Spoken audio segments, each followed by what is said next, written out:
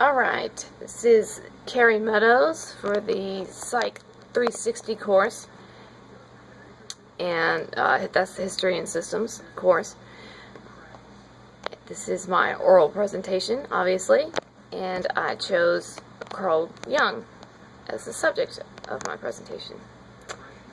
And again, I'm giving you a view of the PowerPoint so that you don't have to look at my face through this whole thing. Okay, and that's Jung there, and I just think he's adorable. And we're going to begin with a discussion of some biographical information.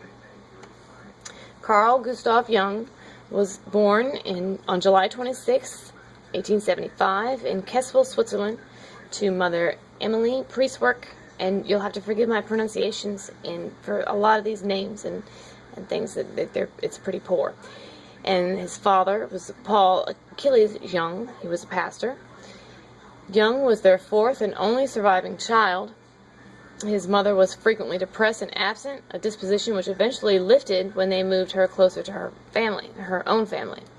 Jung was later to describe himself as an introverted and solitary child, indicating that he was happiest when he was left alone. At the age of 12, he was pushed by another classmate and fell hard enough to lose consciousness. From this point, he became anxious about school. He would faint anytime whether he was going to school or doing his homework.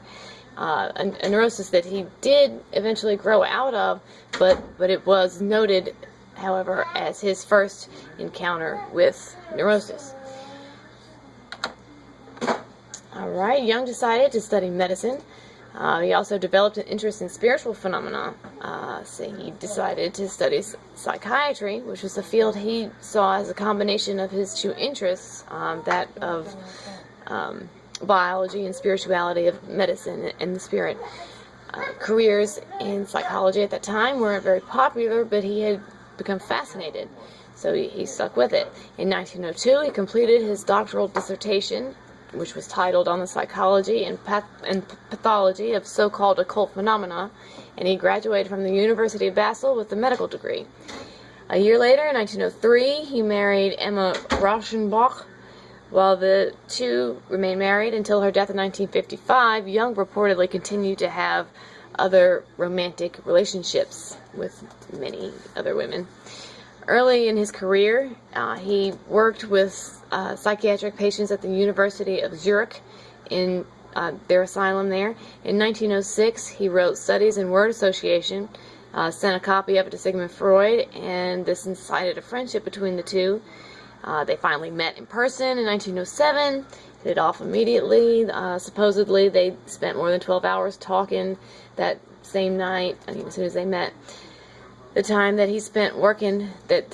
Jung spent working with Freud, of course, had a major impact on his later theories, and it cultivated a fascination for the unconscious mind. Initially, Freud viewed Jung as his protege, but the friendship began to dissolve as Jung started to develop his own ideas, which diverged from those of Freud's. And I could so see Freud being that way. It really just seems like he'd be that kind of guy. Anyhow, Jung eventually distinguished himself from Freudian theory, rejecting the emphasis on sex as the sole source of behavior motivation.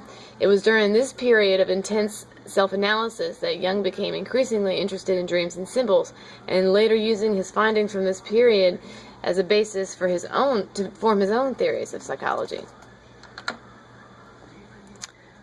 And his own theory of psychology was, of course, analytical psychology. Jung became more organized about his theoretical approach, broke from the psychodynamic theories, and formed this analytical psychology. Parting with Freud was certainly not easy. Freud had closed ranks among his other followers, Jung's other followers. Jung's colleagues in the psychoanalytic community turned against him, as did many of his former friends. In the 6-year period that followed, Jung devoted himself to exploring his own subconscious. He recorded his experience in a previously unpublished book known as the Red Book, and continued to write and illustrate the book for the next 15 years. This was published recently in 2009, and it allowed modern readers an unparalleled look into the mind of one of psychology's most fascinating figures. Yeah, Jung believed the human psyche to exist in three parts, i.e. the ego, or the conscious mind, the personal unconscious, and the collective unconscious. He believed the collective unconscious was a reservoir of all the experience and knowledge of the human species. Jung's individuation is the central concept of analytical psychology. It's the psychological process of the integration of opposites while simultaneously maintaining their relative autonomy. Jung considered individuation to be the central process of human development. It was essential in order for an individual to become whole and fully developed as a human being. It is a process in which the various parts of a person, including the conscious and the unconscious, become completely integrated so that the individual can actuate his true self, his or her true self. Jung states in Psychological Types, in quote, "In general, it is the process by which individual beings are formed and differentiated from other human beings." End quote. He goes on, quote, "In particular, it is a development of the psychological individual as a being distinct from the general collective psychology." End quote. Jung coined some of the best-known psychological concepts of modern psychology, including in addition to those I've already mentioned, the archetype, the complex, and synchronicity. There's also the Myers-Briggs type indicator, the MBTI, which is a popular psychometric instrument, and this was developed from Jung's theory of psychological types. Jung understood the human psyche as by nature religious, and it was this religiousness he placed at the center of his explorations. Jung is one of the best-known contemporary contributors to dream analysis and symbolization. And there's Freud and Jung there, seemingly at odds with one another. After suffering from a brief illness, Jung died in his home on June 6, 1961 in Zurich. We're going to discuss the implications that Jung had on the field of psychology. Despite his work as a practicing clinician and his consideration of himself as a scientist, much of his life's work was spent exploring tangential areas such as Eastern and Western philosophy, alchemy, astrology, and sociology, in addition to literature and the arts. Jung's interest in philosophy and the occult led many to view him as a mystic, although his personal professional ambition was to be seen as a man of science. His influence on popular psychology, the psychologization of religion, spirituality, and the New Age movement has been just immense. Other contributions, Jungian theory has numerous critics, granted, but Carl Jung's work left a notable impact on psychology.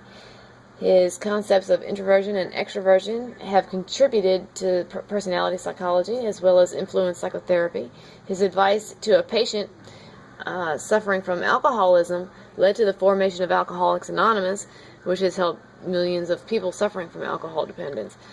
And it's still used today. It's one of the only models used, in fact. His work also remains influential in psychiatry and in the studies of religion, philosophy, and archaeology, anthropology, literature, and other related fields. And now we're going to discuss Jung's primary ideas, his analytical psychology. And that is basically his theory of personality overall. Jung described two levels of the unconscious mind. We did mention this previously. Beneath the level of our conscious awareness lies personal unconscious, and this is defined as a reservoir of data that was once conscious but has become suppressed or forgotten. Examples are memories, impulses, wishes, faint perceptions, things like that.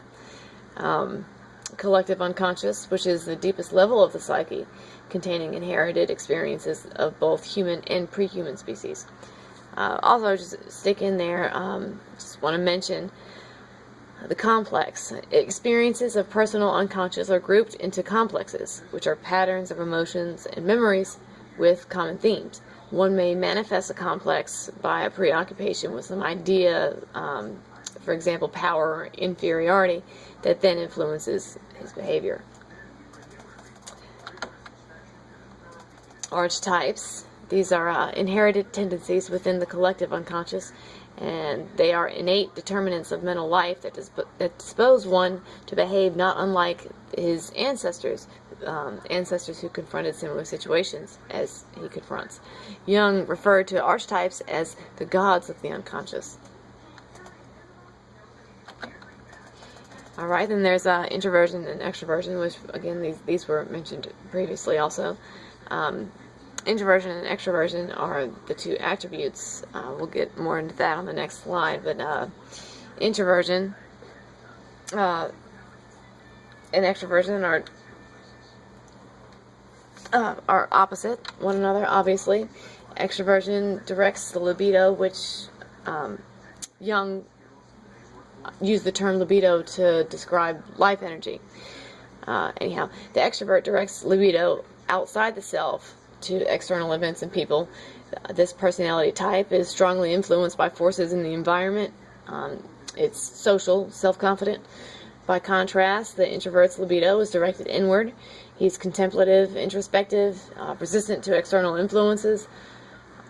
Each exists in all of us, in everyone. One is generally stronger than the other for each individual.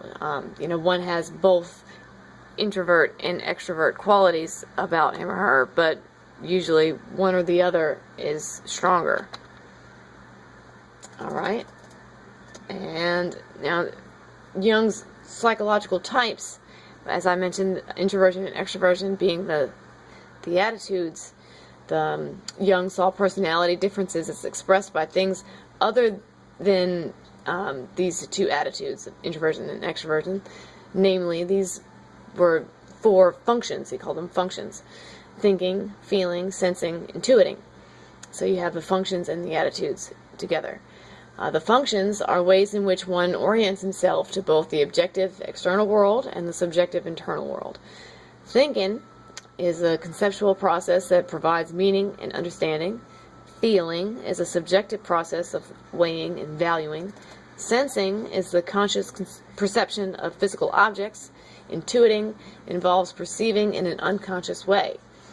Jung labeled thinking and feeling as rational modes of response. They involve cognitive processes of reason, judgment. Sensing and intuiting are considered non-rational. They don't involve these processes of reason, judgment, cognitive processes.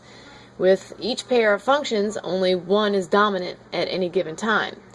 Thus, the dominant functions combine with the dominant attitude of this extroversion or introversion to produce the 8 psychological types. For example, one can be an extroverted feeling type or an introverted sensing type. These are combined to create different psychological types of individuals. And in the same way that everyone has both introvert and extrovert qualities, or introvert and extrovert attitudes, one also has thinking, sensing, feeling, and intuiting functions within.